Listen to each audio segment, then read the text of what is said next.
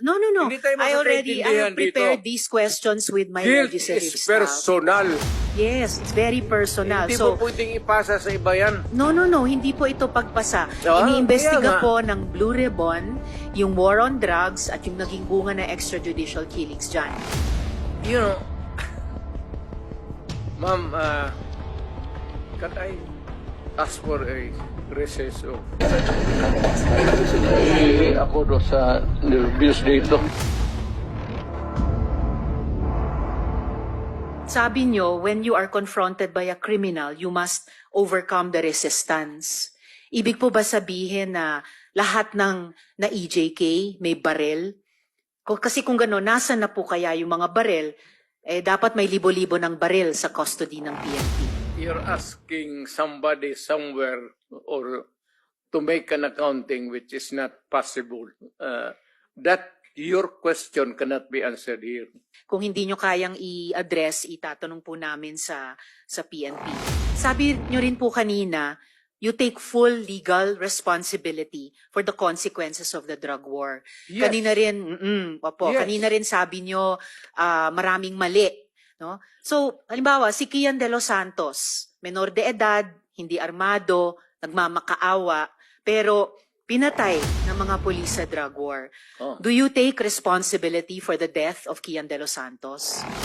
The criminal act, hindi naman siguro. The death. You take responsibility for his death.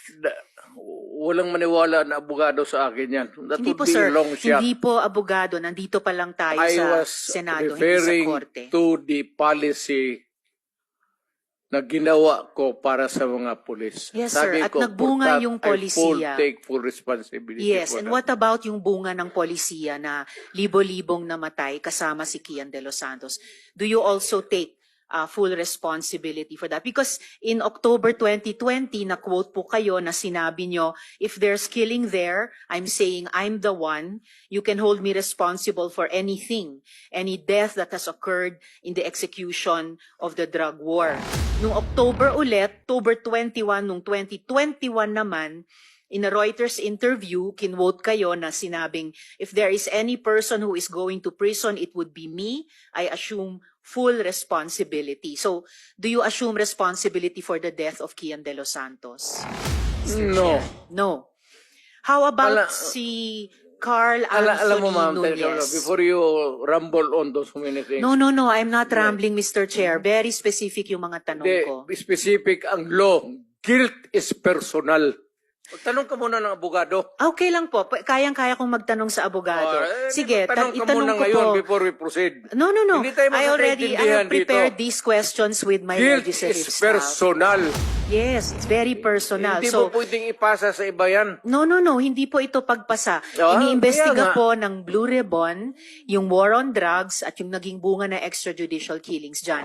And I am basing my question dun sa mga sinabi ninyo repeatedly, parang tuwing Oktubre nga sinasabi nyo na you will take responsibility. Correct. So now let me ask you about Carl Anthony Nunez, 20 years old. Walang nahanap na droga o baril sa katawan niya. Sabi nga ng investigador, mistaken identity. Do you take responsibility for his death? You know, ma'am, can I ask for a recess of... It's all right, Mr. Chair. Yes. Hearing is suspended. ako do sa nervous dito.